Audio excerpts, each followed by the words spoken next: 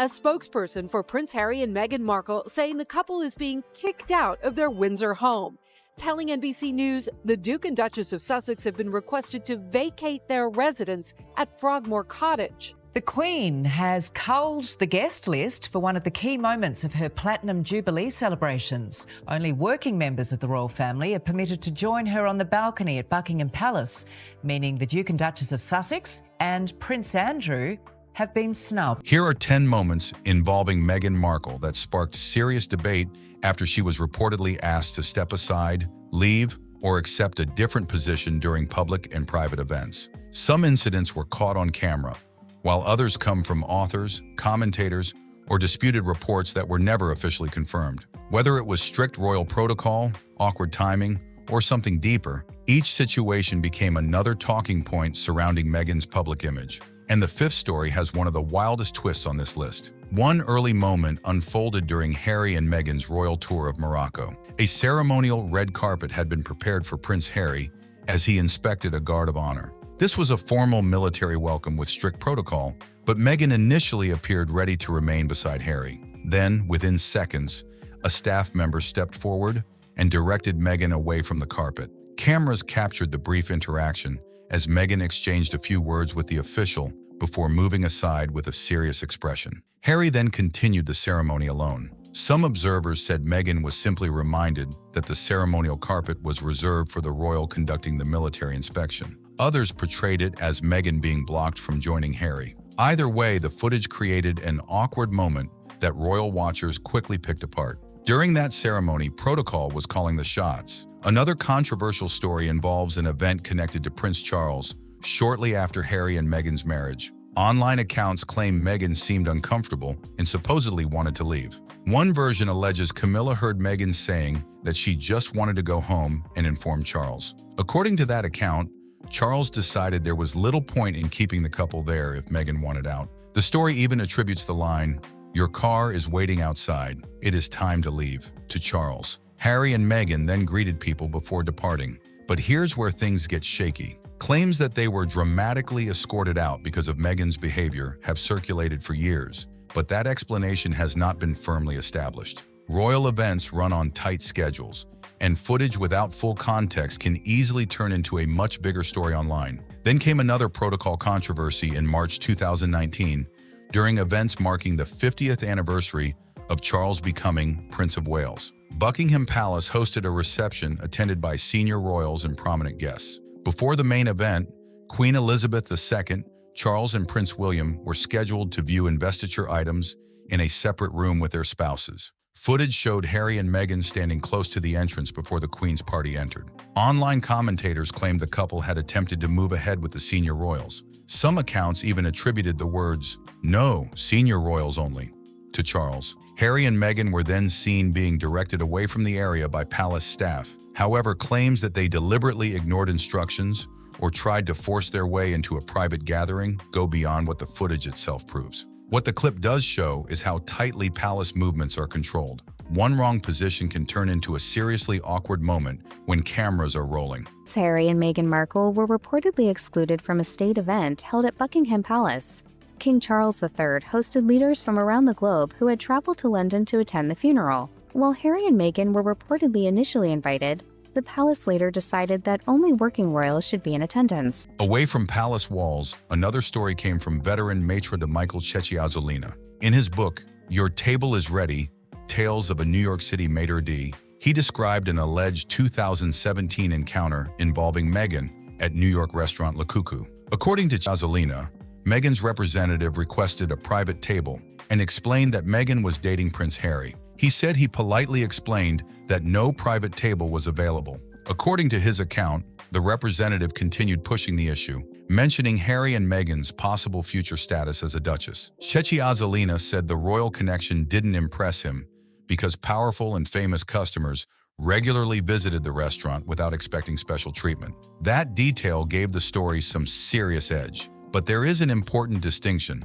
Cecchi-Azzolina did not claim Meghan personally made those demands. According to him, she remained quiet and kept her distance, while her representative handled the conversation. He described Meghan as appearing reserved and detached, so while the story became framed as a VIP demand controversy, the alleged demands were attributed to her representative rather than Meghan herself. Another disputed story centers on Meghan's role as patron of the National Theatre and an engagement connected to the Dorfman Theatre. Reports and online commentary allege that Queen Elizabeth II wanted to meet Meghan beforehand, but Meghan supposedly continued with her scheduled arts engagement instead. According to some versions, Meghan later arrived only to discover that the planned activity was no longer going ahead. More dramatic retellings claim staff informed her there would be no event, no meeting, and no official role for her before directing her back toward Buckingham Palace. Those details have been repeated heavily online, but they haven't all been backed by clear official confirmation.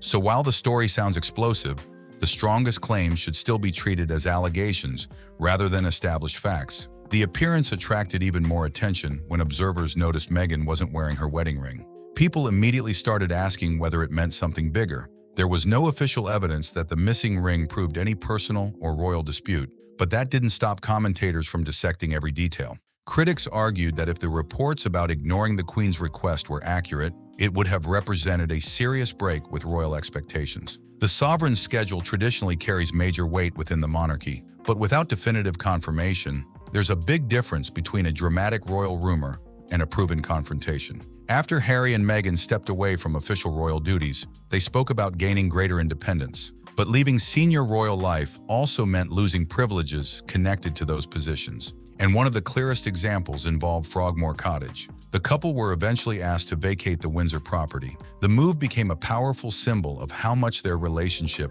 with royal life had changed. What had once been their UK royal residence was no longer available to them in the same way. Then came Queen Elizabeth II's Platinum Jubilee, celebrating her extraordinary 70-year reign. Harry and Meghan returned for the celebrations, but their public position looked completely different from their earlier years as working royals. They did not appear on the Buckingham Palace balcony alongside the working members of the royal family, and they weren't given the same central ceremonial role they once had. Their seating at the service of Thanksgiving at St. Paul's Cathedral attracted even more attention. Harry and Meghan were seated away from Prince William and Catherine, and royal watchers immediately began analyzing what it meant. For critics, the message seemed obvious. Harry and Meghan remained members of the family, but they were no longer positioned at the center of the working monarchy.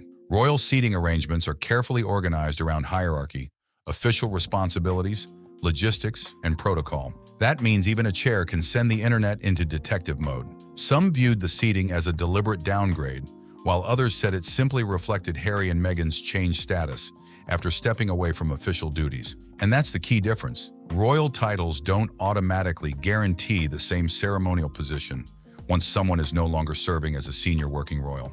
During the Jubilee, there didn't need to be some explosive public confrontation. The balcony arrangements, seating positions, and official roles were enough to make their new place in the royal setup impossible to miss. For a couple who remain among the most talked about figures connected to the royal family, the visual impact was hard to ignore. Meghan arrived at a globally watched occasion, but many commentators believe the seating arrangement quietly showed exactly where she and Harry now stood within the royal setup. Royal historians often point out that seating plans at major ceremonies are rarely random. Every invitation, row, and position can be carefully organized around official roles and protocol. That's why even something as basic as where someone sits can turn into a massive story. Supporters argued that the arrangement simply followed long-established royal rules. Critics saw something colder, a very public message about Harry and Meghan's changed responsibilities. Whatever side people took, the photographs quickly spread through newspapers, television, and social media,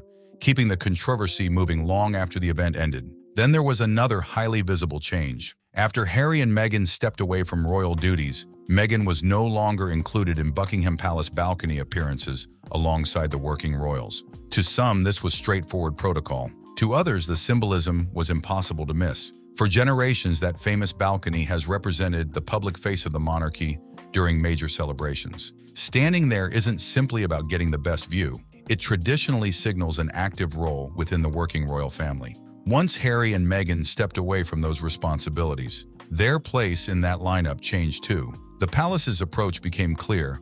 Major balcony appearances would focus on working members of the royal family. Meghan therefore went from appearing at major royal celebrations to being absent from one of the monarchy's most recognizable traditions. And that image carried serious weight. Whether during Trooping the Colour, Jubilees, or Coronation celebrations, millions recognized the Buckingham Palace balcony as a symbol of royal continuity. Being missing from that lineup naturally triggered another storm of commentary, with many interpreting it as evidence that Harry and Meghan's chapter as working royals was firmly over. Another intensely watched moment came during Queen Elizabeth II's funeral.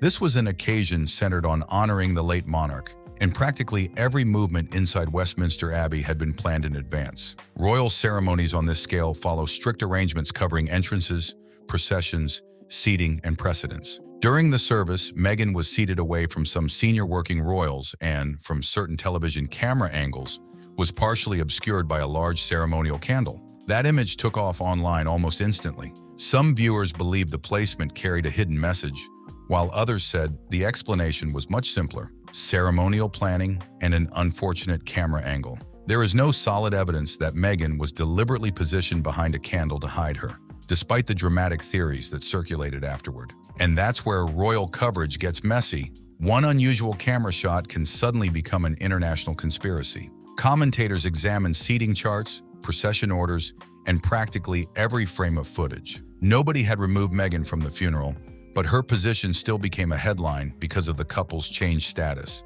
The debate continued for days. Television panels, newspaper columns, and social media users analyzed tiny details as if they were clues in a mystery. It showed just how intense royal scrutiny had become, especially whenever Harry and Meghan were involved. There was also controversy surrounding a major state reception hosted by King Charles for world leaders and distinguished international guests. Reports said Harry and Meghan were not among those attending, with the gathering focused on working royals involved in official duties on behalf of the crown. For many observers, this was bigger than one invitation. It highlighted an important difference between being part of the royal family and holding an active official role within the monarchy. State receptions aren't ordinary family get-togethers. They're diplomatic events, meaning invitations and royal participation are generally connected to official responsibilities. From that perspective, Harry and Meghan's absence could be understood as part of the same policy applied after they stepped away from senior working royal duties. Still, that didn't stop the headlines. Supporters of Harry and Meghan argued that leaving them out only created more speculation. Others believed the palace was simply sticking to the rules and focusing official events on royals still carrying out public duties. And there was an almost ironic twist. Harry and Meghan didn't even have to be inside the room to become part of the story. Their absence generated headlines, analysis, and arguments of its own. Every guest list was examined, every photograph studied, and every decision turned into another debate about where the couple stood. Their presence could become a story, but somehow their absence could become just as big. Then came one of the biggest royal events in modern history, King Charles III's coronation. Millions watched as centuries-old traditions unfolded inside Westminster Abbey. Prince Harry attended, while Meghan remained in California with their children. Her absence immediately became a huge talking point. Different explanations appeared across newspapers, television programs, and online commentary. One widely reported factor was that the coronation fell on Prince Archie's birthday, while plenty of other theories quickly began circulating. But as usual, speculation moved much faster than confirmed information. Meghan's decision not to attend became almost as heavily analyzed as some of the people who actually walked into Westminster Abbey. Some commentators argued that attending the coronation would have placed Meghan back on one of the biggest stages in the world. Others believed staying away reflected the new reality following the couple's departure